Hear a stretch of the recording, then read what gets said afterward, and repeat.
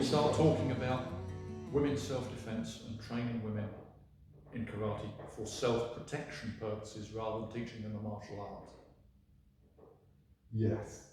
Yeah, and most of the women who come to me for these classes are not people interested in doing a martial art. They're coming along because either they've had some experience that they want to get over or don't want to come into again. And you don't spend long enough with them to build that relationship to know what they should and shouldn't know and what you should be discussing. Quite hard. Or they're people who think they want to learn a bit of self-defense but have no understanding of what they're defending against. And if you introduce them straight into the reality of it from there, nobody's ever coming back, nobody's ever going to listen to what you say again. Because people want reassurance in those sessions. Realism. They don't want realism. And like I say, it's taking one for the team. The things that go on in my head typically aren't for public consumption, but if you don't consider those things and look at the world that way, how can you possibly teach other people what they need to know? Well, that's another tangent, isn't it? Martial arts versus self-protection. Yeah. I mean, because I generally say that I'm teaching karate with the self-protection as well. We don't do sport, we do self-protection as well. Self-protection, what I teach now, on the first course, is 90% non-physical. It's information. I could do 100% non-physical, but the reason you have to do some physical, people go away going, I don't understand. So give them a few little tools, but most of it's information, and then just thinking about the world. It's a massive subject, isn't it, really? It's huge, it's ridiculous. And the majority of people focus on, let's go and hit some shit. Hit some shit, because it's fun, to be fair. That is why a martial arts class is not a self-defense class, irrespective of what everybody's marketing says.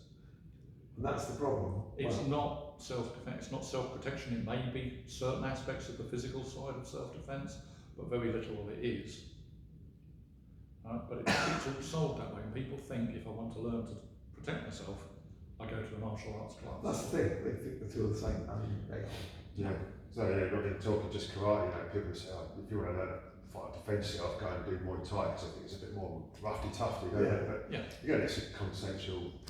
It's consensual. There's loads of tools in it that are brilliant. Loads of tools. It is. Yeah.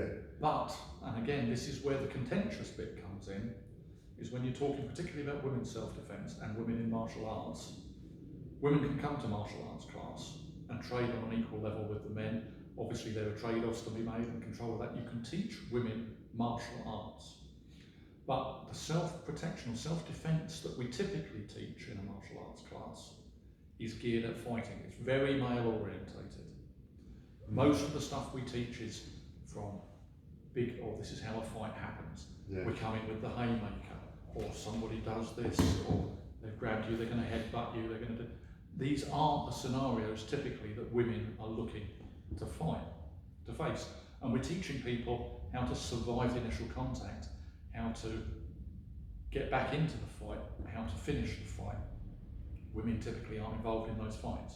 But this is what we teach them as self-defense, as the self-defense portion of the martial arts class.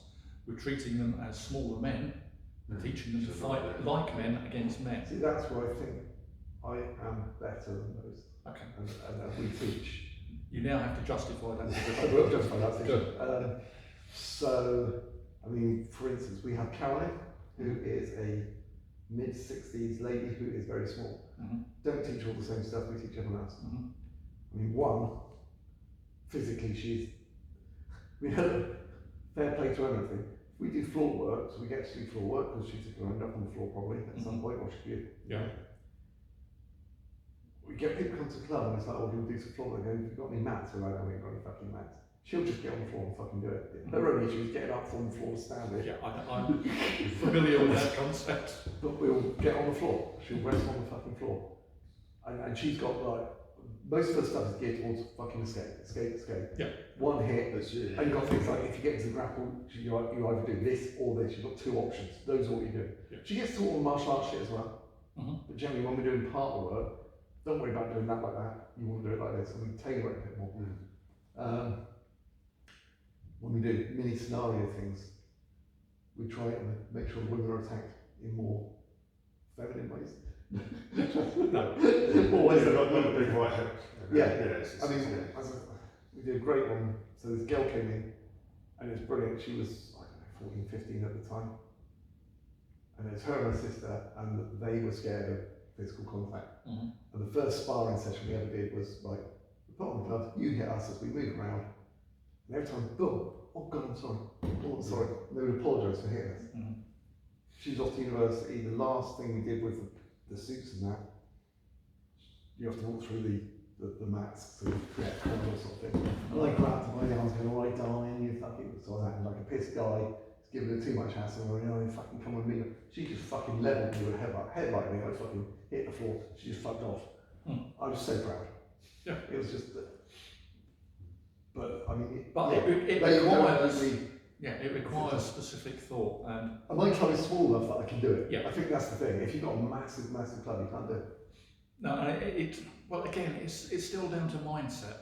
See, for Brian's club, for instance, if you go up there on a typical night, you look there, it's a very rare circumstance that it's an adult club and you've probably got 55-45% between adult females and adult males.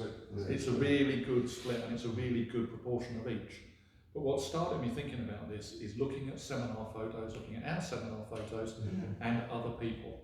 And when you're going to bunkai seminars, which is applied karate, real world self-defense for martial arts, you look at anybody's photographs and I would say the ratio of women to men is about 1 in 20, if you're lucky. We should do some comparison between that and normal seminars, 3K seminars. That would be interesting. Yeah, I suspect you'll get a lot more women at 3K seminars. I think you will. Because they are learning a martial art. Although they're probably still being told they're learning self-protection. Yeah, because they're learning to punch and kick and do rough stuff. And it was an interesting one that came up in a conversation on a group I ran, and I won't put any names for these things, but we got involved in discussing consent in training.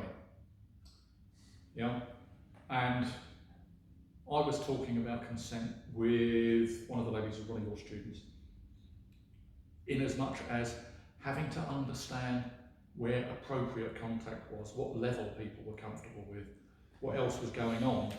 But one of the other women who trains elsewhere, who spent many years training in classical 3K karate, competed a lot, done sport, her understanding of what we were talking about was very apparent from her conversation, saying, well, it's just about having to agree with the men how hard you go. And sometimes I get disappointed training with women because they won't hit you hard enough. So she was thinking of consent as just, well, if I'm going against a man, how hard is he going to go? How much, is it?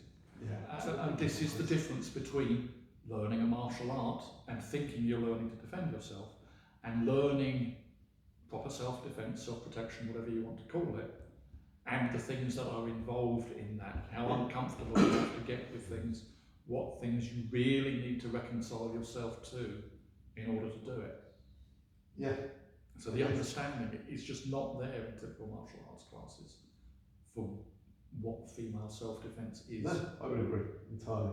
And also, this is a sweeping generalisation, typically, in my experience, most of the regular men in martial arts classes, and that may be because I deal in the older market, are too nice to be the guys who are the guys that these women need to defend themselves against. Yes. They don't have the mindset, they don't think about these things, they don't understand these things sufficiently to be taken seriously as a threat and to provide the level of discomfort necessary.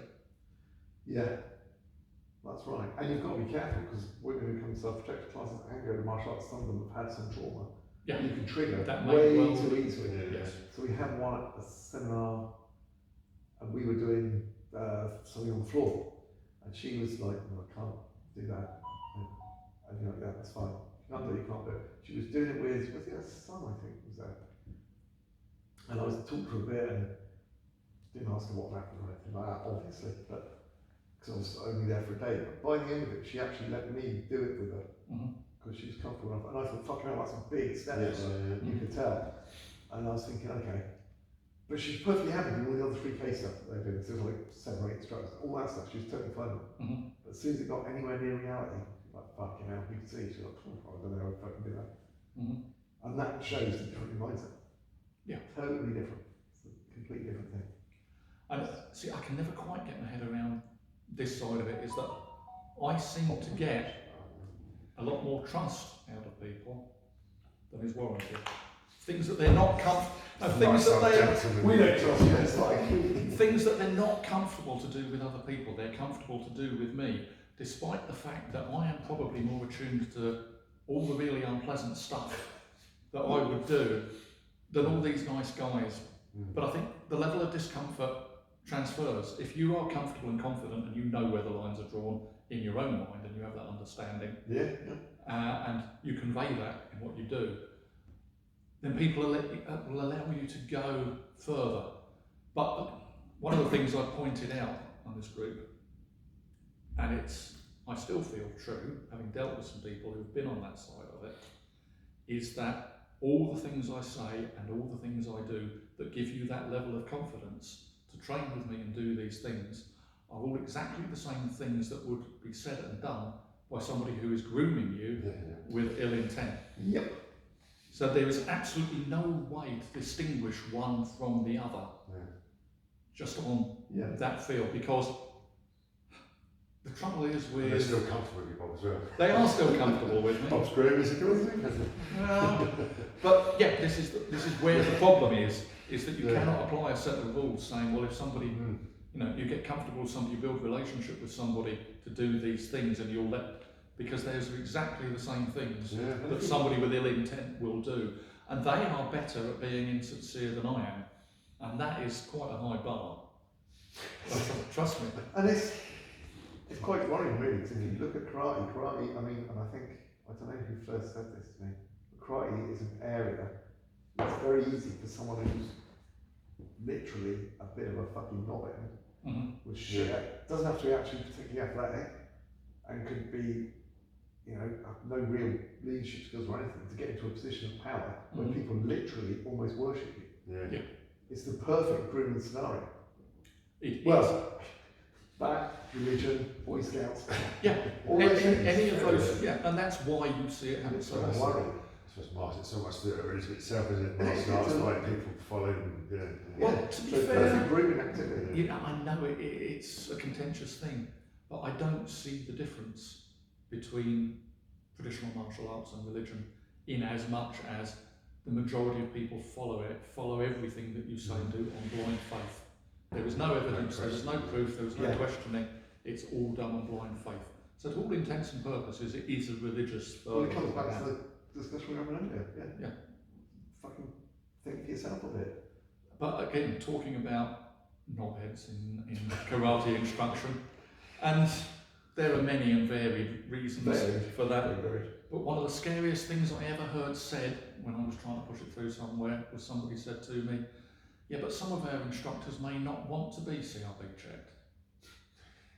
And you think, the fact that you can fucking say that out loud, seriously, and think that is a reasonable excuse for not having instructors checked because some of them may not want to be. Well, the fact that the CRB checks tell them are bollocks anyway. Well, all it is a piece of paper that says you haven't been caught yet. Yeah, exactly. And it's only valid to the day that you haven't been caught on.